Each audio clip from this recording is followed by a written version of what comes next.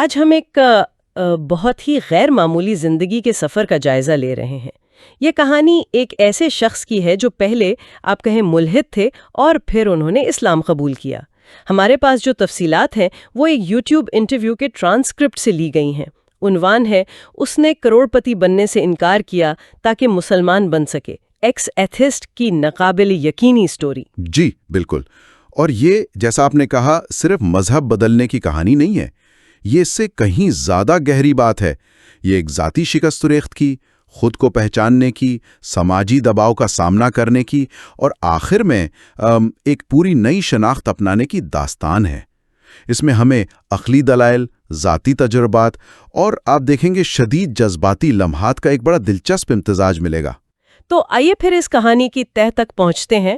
حمزہ، جن کا پہلے نام ڈیرن تھا، انگلینڈ میں پیدا ہوئے، ساؤتھ ویلز میں پلے بڑھے۔ ان کا پس منظر وہ فائنینشیل ایڈوائزر کا تھا۔ بچپن میں ہی والدین الگ ہو گئے اور والدہ مانچسٹر چلی گئیں۔ اور یہیں سے کہانی میں ایک عجیب سا موڑ آتا ہے۔ والدہ نے خواب دیکھا کہ بیٹا مشکل میں ہے، وہ انہیں ڈھونڈنے ساؤتھ ویلز آ گئیں، حالانکہ انہیں کچھ پتہ نہیں تھا کہ وہ کہاں ہیں۔ قصبے میں پہنچ کر انہوں نے پہلے راہ چلتے لڑکے سے ہی ڈیرن کا پوچھا، اور کمال یہ کہ وہ لڑکا صرف 5 منٹ پہلے ہی ڈیرن کے ساتھ تھا۔ یہ تو مطلب حیرت انگیز اتفاق ہے، یا شاید اتفاق سے کچھ زیادہ۔ یہ ان واقعات کے سلسلے کی پہلی کڑی تھی جو آگے چل کر ان کی زندگی بدلنے والے تھے۔ بالکل بالکل، اور اس واقعے کے فوراً بعد ایک اور اہم واقعہ پیش آیا جس نے انہیں اندر تک ہلا دیا۔ وہ تھا چوری کا واقعہ۔ حمزہ خود بتاتے ہیں کہ ان میں چوری کی عادت تھی، لیکن ایک اصول کے ساتھ کہ جہاں چوری کرے وہاں دوبارہ نہ جائیں۔ مگر اس دن سینزبریز میں انہوں نے اپنا ہی اصول توڑ دیا۔ کسی خاص وجہ کے بغیر واپس اسٹور میں گئے، چند چاکلیٹ بارز اٹھائیں، کوٹ میں چھپائیں اور باہر نکلنے لگے۔ لیکن اس بار وہ پکڑے گئے۔ ایک اسٹور ملازمہ نے انہیں دیکھ لیا اور پیچھے آ گئیں۔ اور دلچسپ بات یہ کہ بھاگنے کی بجائے وہ اس کے ساتھ واپس چل پڑے۔ راستے میں ایک کوڑے دان ڈسٹ بن کے پاس سے گزرتے ہوئے انہوں نے چپکے سے چاکلیٹ اس میں پھینکنے کی کوشش کی، لیکن کوڑے دان خالی تھا اور چاکلیٹ کے گرنے کی آواز کھٹ اس نے ساری چالاکی ناکام بنا دی۔ بہت خوب، ملازمہ نے کہا، اب اسے باہر نکالو۔ اور عین اسی لمحے بالکل کسی فلمی سین کی طرح ان کے والد اور ان کی بیوی سامنے والی دکان سے نکلے اور انہوں نے اپنے بیٹے کو یوں رنگے ہاتھوں پکڑے جاتے دیکھ لیا۔ یہ تو مطلب شدید شرمندگی کا مقام تھا۔ جی، یہ زندگی کا ایک نچلا ترین نقطہ تھا۔ شدید شرمندگی، خاندان کی نظروں میں رسوائی کا احساس۔ نفسیاتی طور پر ایسے لمحات اکثر انسان کو اپنی زندگی کا اثر نو جائزہ لینے پر مجبور کرتے ہیں۔ وہ خالی ڈسٹ بن میں گرتی چاکلیٹ کی آواز، ایک چھوٹی سی تفصیل، مگر ان کی ناکامی اور بے بسی کی جیسے علامت بن گئی۔ والد کا رد عمل بھی وہ بہت شدید تھا۔ بعد میں دفتر میں آ کر گھونسا مارنا۔ حمزہ کہتے ہیں کہ وہ شرم سے زمین میں گڑے جا رہے تھے۔ اس واقعے نے انہیں اتنا توڑا کہ انہوں نے اپنی والدہ کو فون کیا، جن کا نمبر انہیں اتفاقاً کچھ ہی دن پہلے ملا تھا، اور وہ مانچسٹر چلے گئے۔ کیا آپ سمجھتے ہیں کہ یہ تبدیلی کی خواہش پہلے سے کہیں موجود تھی اور یہ واقعات صرف اس کو اوپر لے آئے؟ یہ ایک اہم سوال ہے۔ ہو سکتا ہے اندرونی بے چینی پہلے سے ہو، خاص طور پر والدین کی علیحدگی اور ایک آپ کہہ سکتے ہیں غیر مستحکم پس منظر کے ساتھ۔ یہ واقعات خاص طور پر شدید شرمندگی کا تجربہ ایک کیٹلسٹ یا محرک کا کام کر گئے۔ انہوں نے اس اندرونی بے چینی کو ایک فیصلہ کن موڑ تک پہنچا دیا۔ اچھا، تو مانچسٹر میں والدہ انہیں کپڑے دلوانے ایک دکان پر لے گئیں جو ایک مسلمان کی تھی۔ والدہ نے مالک سے حمزہ کے لیے نوکری کی درخواست کی۔ کچھ ہچکچاہٹ کے بعد مالک مان گئے۔ یہ حمزہ کی کسی مسلمان سے پہلی باقاعدہ ملاقات تھی۔ اور یہ ملاقات بہت اہم ثابت ہوئی۔ وہ نہ صرف اس شخص سے ملے بلکہ اس کے خاندان سے بھی۔ حمزہ بتاتے ہیں کہ وہ ان کے خاندانی نظام، ان کی گرم جوشی، مہمان نوازی اور باہمی محبت سے بہت زیادہ متاثر ہوئے ہیں۔ یہ ان کے اپنے تجربے سے جو کاؤنسل اسٹیٹ کے ماحول کا تھا بالکل مختلف تھا۔ تو کیا یہ کہا جا سکتا ہے کہ ایک مستحکم اور محبت کرنے والے خاندان کی کمی نے انہیں اس طرف زیادہ مائل کیا؟ بالکل، یہ انسانی نفسیات ہے کہ ہم اکثر وہ چیزیں تلاش کرتے ہیں جن کی ہماری زندگی میں کمی رہی ہو۔ ان کے لیے یہ صرف ایک مذہبی فرق نہیں تھا بلکہ ایک سماجی اور جذباتی تجربہ تھا جس نے ان پر گہرا اثر ڈالا۔ اور دلچسپ بات یہ ہے کہ اس مسلمان دوست نے شروع میں اسلام کی کوئی آپ کہیں براہ راست تبلیغ نہیں کی، صرف ان کا رویہ اور ماحول ہی اثر انداز ہوا۔ اور اس کا فوری نتیجہ یہ نکلا کہ حمزہ نے چوری کرنا چھوڑ دیا۔ وہ کہتے ہیں اس شخص سے ملاقات نے مجھے متاثر کیا، میں نے سوچا اب میں چوری نہیں کروں گا۔ یہ ایک چھوٹی تبدیلی تھی لیکن ایک اہم قدم تھا۔ بعد میں جب وہ دکان بند ہوئی، حمزہ ویگن منتقل ہو گئے اور ان کا دوست لندن چلا گیا، جہاں اس نے سنجیدگی سے اسلام کا مطالعہ شروع کر دیا۔ جب حمزہ لندن جاتے تو دوست انہیں اسلام کے بارے میں بتانے کی کوشش کرتا، لیکن حمزہ کا رویہ تھوڑا وہ دفاعی سا ہوتا۔ وہ کہتے ہیں میں اس سے کہتا ٹھیک ہے میں سن رہا ہوں، لیکن جب بات زیادہ بڑھی تو میں نے پوچھا کیا تم 5 وقت کی نماز پڑھتے ہو؟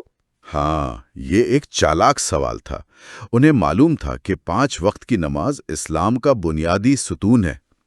جب دوست نے شرمندگی سے کہا کہ نہیں، تو حمزہ نے کہا جب تم 5 وقت کی نماز پڑھنے لگو تب آ کے مجھ سے بات کرنا۔ یہ بظاہر ایک بہانہ تھا، لیکن یہ بھی ظاہر کرتا ہے کہ انہیں مذہبی اعمال کی اہمیت کا اندازہ ہو رہا تھا۔ اسی دوران ایک اور ذاتی تجربے نے انہیں شراب چھوڑنے پر مجبور کیا۔ کرسمس سے ایک رات پہلے وہ ایک پب میں کام کر رہے تھے، خود نہیں پی رہے تھے۔ انہوں نے لوگوں کو خوشی سے آتے اور پھر نشے میں دھت ہو کر بدلتے دیکھا۔ عورتیں چڑیلیں، بوڑھے پاگل، نوجوان غصیلے۔ یہ منظر دیکھ کر انہیں شدید کراہت محسوس ہوئی اور انہوں نے شراب کو زہر سمجھ کر چھوڑ دیا۔ جی، یہ ایک عملی مشاہدہ تھا جس نے شراب کے منفی سماجی اثرات کو ان پر واضح کر دیا۔ اتفاق سے یہ مشاہدہ ان اسلامی تعلیمات سے بھی مطابقت رکھتا تھا جن کے بارے میں وہ کہیں نہ کہیں سن رہے تھے۔ یہ شاید براہ راست مذہبی فیصلہ نہ ہو، لیکن یہ ان کی زندگی کو اسلام کے اصولوں کے قریب لا رہا تھا۔ یہاں سے کہانی میں ایک نیا زیادہ ڈرامائی موڑ آتا ہے۔ حمزہ نے اپنی فنانس کمپنی شروع کی تھی، گھروں کو ری مارگیج کروانے میں مہارت، اور وہ کافی کامیاب ہو رہے تھے۔ انہیں ایک بہت بڑا کاروباری موقع ملا۔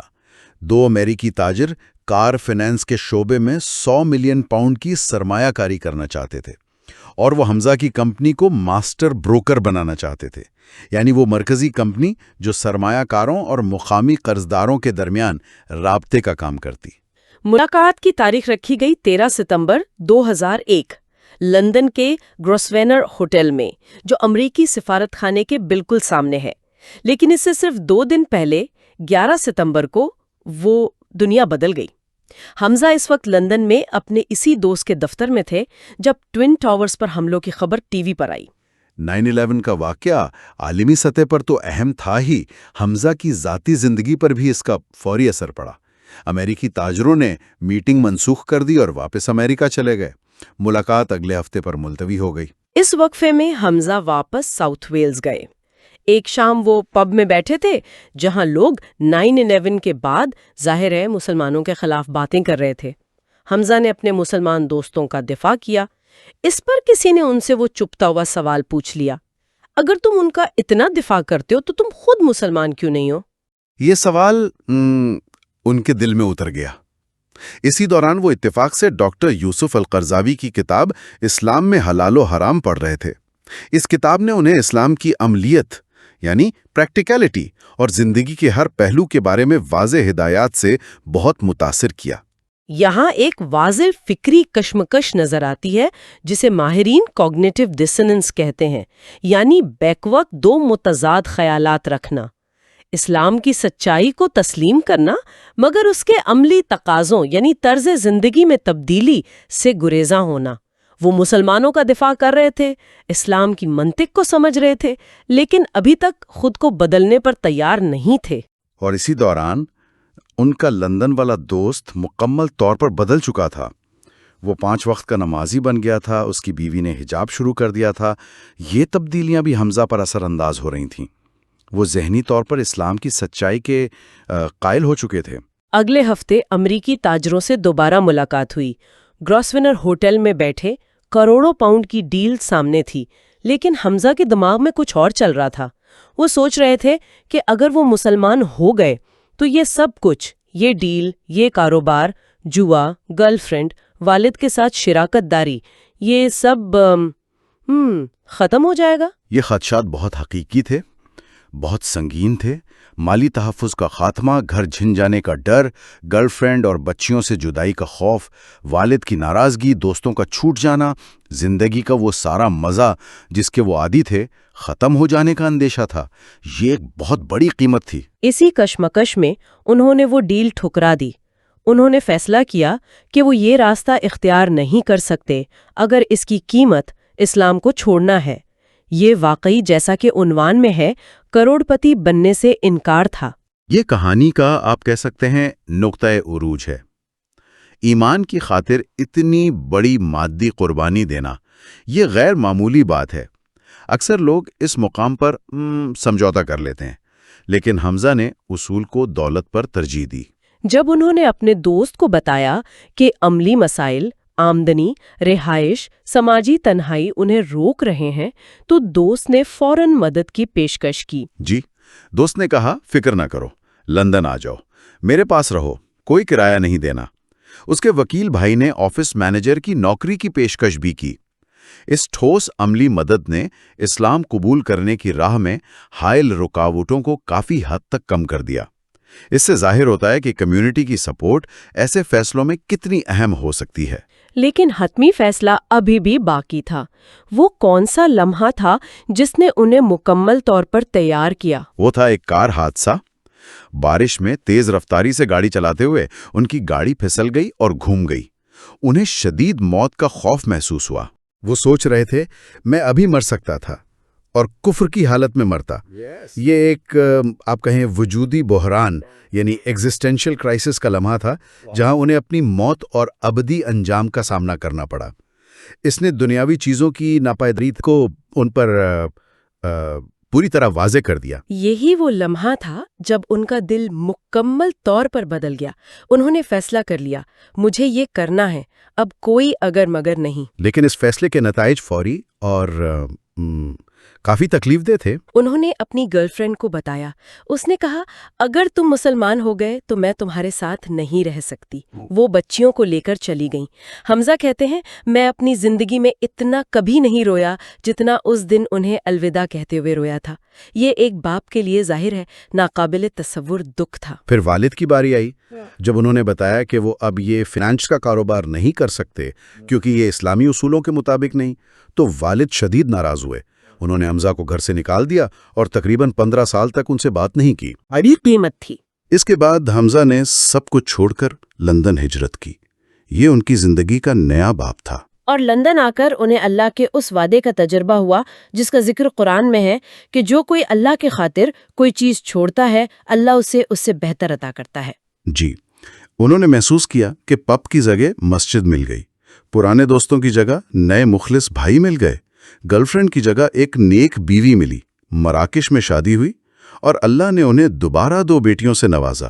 یہاں تک کہ کاروبار میں بھی انہیں پہلے سے زیادہ کامیابی ملی۔ وہ یہ بھی کہتے ہیں کہ اگر وہ پرانا فائنانس بزنس کر رہے ہوتے تو 2008 کے مالی بحران میں شاید سب کچھ تباہ ہو جاتا۔ عبادات سیکھنا بھی ان کے لیے آسان رہا۔ وہ کہتے ہیں کہ انہوں نے ایک ہی دن میں سورۃ الفاتحہ سیکھ لی، جو نماز کا لازمی حصہ اور قرآن کا ابتدائی باب ہے۔ ان کا رمضان کا پہلا تجربہ بھی بہت دلچسپ اور سبق آموز تھا۔ وہ مسجد میں افطار کے وقت بیٹھے تھے۔ ان کی پرانی ذہنیت ابھی باقی تھی۔ وہ سوچ رہے تھے کہ سب بھوکے ہیں، جیسے ہی اذان ہوگی کھانے پر ٹوٹ پڑنا ہوگا، خاص طور پر چکن ونگز اور پیزا پر نظر رکھنی ہوگی۔ یہ ان کے اپنے الفاظ ہیں۔ لیکن جیسے ہی اذان ہوئی، انہوں نے ایک حیران انگیز منظر دیکھا۔ لوگ خود کھانے کی بجائے ایک دوسرے کو پیش کر رہے تھے، ایک دوسرے کو کھلا رہے تھے۔ وہ کہتے ہیں، میں حیرت سے دنگ رہ گیا۔ میرے منہ سے نکلا، واؤ، یہ کیسی عجیب دنیا ہے۔ یہ واقعہ صرف مہمان نوازی کا نہیں بلکہ حمزہ کے لیے ایک بنیادی ثقافتی تصادم کی نشاندہی کرتا ہے۔ ان کے سابقہ مسابقتی، انفرادیت پسند ماحول اور اس نئے اجتماعی اشتراکی نظام اقدار کے درمیان جو ان کی تبدیلی میں ایک اہم نفسیاتی عنصر بنا۔ اس ذاتی تبدیلی کے بعد حمزہ صرف مسلمان بن کر نہیں رہے بلکہ اسلام کے ایک فعال مبلغ یعنی داعی بن گئے۔ انہوں نے دعوت کا کام شروع کیا، یعنی دوسروں تک اسلام کا پیغام پہنچانا۔ اس کا آغاز غیر رسمی طور پر ہوا۔ وہ اپنے کاروبار کے دوران ہی لوگوں سے اسلام پر بات کرتے، یہاں تک کہ کام پر جبہ یعنی اسلامی لباس پہن کر جاتے۔ پھر انہوں نے مقامی مسجد کے امام سے اجازت لے کر چند لوگوں کو عیسائیوں اور ملحدین سے بات چیت کا طریقہ سکھانا شروع کیا۔ شروع میں صرف 3 لوگ آتے تھے۔ امام نے انہیں حوصلہ دیا، کہا کہ فکر مت کرو، تم خلوص سے کام کرو، اللہ لوگوں کو بھیجے گا۔ اور ایسا ہی ہوا۔ دھیرے دھیرے گروپ بڑھتا گیا اور کئی قابل لوگ شامل ہو گئے۔ بعد میں انہوں نے EF دعویٰ کے نام سے ایک باقاعدہ تنظیم قائم کی۔ اس کی وجہ یہ بنی کہ ایک عیسائی سینٹر نے مسلمانوں کو بحث کے لیے بلایا اور پھر انہیں الجھانے اور تضحیق کرنے کی کوشش کی۔ اس واقعے نے انہیں منظم کام کی ضرورت کا احساس دلایا۔ انہوں نے لندن کے مشہور اسپیکرز کارنر میں بھی دعوت کا کام شروع کیا، جو کھلے مباحثے اور تقریروں کے لیے مشہور ہے۔ وہاں کام کرنا آسان نہیں، اکثر لوگ اشتعال دلانے کی کوشش کرتے ہیں۔ وہ ایک واقعہ سناتے ہیں، جب اسپیکرز کارنر میں ایک شخص ان کے کان میں بری طرح چیخا، انہیں شدید غصہ آیا، لیکن انہوں نے خود پر قابو پایا۔ وہ بروس لی سے متاثر ایک قول دہراتے ہیں، emotions are the art of no emotions, یعنی جذبات پر قابو پانا ہی اصل فن ہے۔ وہ کہتے ہیں کہ جذباتی رد عمل ظاہر نہ کریں، کیونکہ لوگ اسی طرح آپ کو کنٹرول کرنا چاہتے ہیں۔ یہاں وہ نبی کریم صلی اللہ علیہ وآلہ وسلم کی حکمت کی مثال بھی دیتے ہیں۔ جب ایک بدو نے مسجد میں پیشاب کر دیا تھا تو صحابہ کرام غصے میں آ گئے، لیکن آپ صلی اللہ علیہ وآلہ وسلم نے انہیں روکا اور اس شخص سے نرمی سے بات کی۔ یہ حکمت اور صبر دعوت کے کام میں، خاص طور پر اسپیکرز کارنر جیسے ماحول میں بہت ضروری ہے۔ تو ان کی حکمت عملی کیا ہے؟ وہ کہتے ہیں کہ جذباتی جواب دینے کی بجائے سوال پوچھیں۔ آپ ایسا کیوں مانتے ہیں؟ آپ کو یہ کس نے بتایا؟ جب آپ سوال پوچھتے ہیں تو آپ بحث کا رخ بدل دیتے ہیں اور سامنے والے کو سوچنے پر مجبور کرتے ہیں۔ جی، یہ ایک نان مسلم سے ایک تجربے کار دائی بننے کا متاثر کن سفر ہے۔ ان کی حکمت عملی، پرسکون رہنا، سوال پوچھنا اور جذباتی رد عمل سے گریز کرنا، یہ کسی بھی قسم کے مباحثے یا اختلاف رائے کے ماحول میں ایک کارآمد سبق ہے۔ گفتگو کے اختتام کی طرف بڑھتے ہوئے، برطانیہ اور مغرب میں اسلام کے مستقبل کے بارے میں حمزہ کا کیا نظریہ ہے، جیسا کہ انٹرویو میں بتایا گیا؟ ذریعے کے مطابق ان کا خیال ہے کہ برطانیہ میں اسلام پھیلے گا۔ وہ اس کی 2 بنیادی وجوہات بتاتے ہیں۔ اول، لوگوں کا اسلام قبول کرنا، خاص طور پر آن لائن ذرائع سے۔ دوم، آبادیاتی تبدیلیاں، یعنی مسلمانوں کے میں شرح پیدائش مقامی آبادی کے مقابلے میں زیادہ ہونا۔ وہ مغربی معاشروں پر تبصرہ کرتے ہوئے کہتے ہیں کہ وہاں خاندانی نظام کمزور ہو رہا ہے اور ان کے مطابق غیر روایتی طرز زندگی کو فروغ دیا جا رہا ہے، جس کا نتیجہ آبادی میں کمی کی صورت میں نکل سکتا ہے۔ ان کا دعویٰ ہے کہ مستقبل میں لندن، برمنگھم، مانچسٹر جیسے بڑے شہر مسلم اکثریتی ہو سکتے ہیں۔ ہاں، یہاں یہ واضح کرنا ضروری ہے کہ ہم صرف ان کے بیان کردہ خیالات کو نقل کر رہے ہیں، جیسا کہ وہ سورس میں پیش کیے گئے ہیں۔ آبادیاتی تبدیلیوں اور ان کے اثرات پر مبنی دلائل اکثر پیچیدہ سماجی اور سیاسی بحث کا حصہ ہوتے ہیں اور ان پر ظاہر ہے مختلف نقطۂ نظر پائے جاتے ہیں۔ آخر میں اگر انہیں دنیا کے تمام غیر مسلموں سے ایک پیغام پہنچانے کا موقع ملے تو وہ کیا کہیں گے؟ ان کے پیغام کے 3 اہم نکات ہیں۔ اول، یہ سمجھنے کی کوشش کریں کہ اسلام اصل میں کس چیز کی دعوت دیتا ہے۔ دوم، اپنے موجودہ عقائد اور نظریات پر تنقیدی نظر ڈالیں، ان پر سوال اٹھائیں۔ سوم، سب سے پہلے یہ طے کریں کہ کیا کوئی خالق، کوئی خدا موجود ہے یا نہیں۔ خدا کے وجود پر دلیل دیتے ہوئے وہ کشش ثقل یعنی گریوٹی کی دلچسپ مثال استعمال کرتے ہیں۔ جیسے ہم گریوٹی کو براہ راست دیکھ نہیں سکتے، لیکن سیب کے گرنے جیسے اس کے اثرات سے اس کے وجود کو مانتے ہیں، اسی طرح وہ کہتے ہیں کہ خدا کو اس کی تخلیقات، کائنات کے نظم و ضبط یعنی اس کے اثرات سے پہچانو۔ جی، یہ ایک عقلی استدلال جسے آرگیومنٹ فرام ایفکٹس کہتے ہیں پیش کرنے کی کوشش ہے۔ یہ فلسفے اور دینیات میں عام ہے۔ ان کا حتمی پیغام غور و فکر و خود احتسابی کی دعوت ہے۔ تو آج کی اس تفصیلی گفتگو کا خلاصہ کیا ہے؟ یہ ایک فرد کے ناقابل یقین سفر کی کہانی ہے۔ مشکلات بھری جوانی، ایک مثبت انسانی تعلق کا گہرا اثر، فکری جدوجہد اور قائل ہونا، ایک بہت بڑی دنیاوی قربانی کا فیصلہ، ایک حادثے کا روحانی جھٹکا، کمیونٹی کی طاقت کا تجربہ اور پھر دوسروں تک اپنا پیغام پہنچانے کا عزم۔ بالکل، یہ داستان ہمیں دکھاتی ہے کہ کس طرح ذاتی تجربات، عقلی دلائل، جذباتی قیمت ادا کرنے کا حوصلہ اور روحانی بیداری مل کر کسی انسان کی زندگی کا رخ مکمل طور پر بدل سکتے ہیں۔ یہ کہانی ہمیں ایمان، قربانی اور تبدیلی کے پیچیدہ عوامل پر غور کرنے کی دعوت دیتی ہے۔ اور سامعین کے لیے ایک آخری سوچ، اس کہانی میں ہم نے کئی عوامل دیکھے: شرمندگی، مثبت تعلقات، فکری قائل ہونا، مالی قربانی، حادثاتی جھٹکا، کمیونٹی کی مدد۔ کسی بھی شخص کی زندگی میں آنے والی بڑی تبدیلی، چاہے اس کا پس منظر مذہبی ہو یا سیکولر، آپ کے خیال میں کون سے عوامل سب سے زیادہ فیصلہ کن کردار ادا کرتے ہیں؟ اس پر ضرور سوچیے گا۔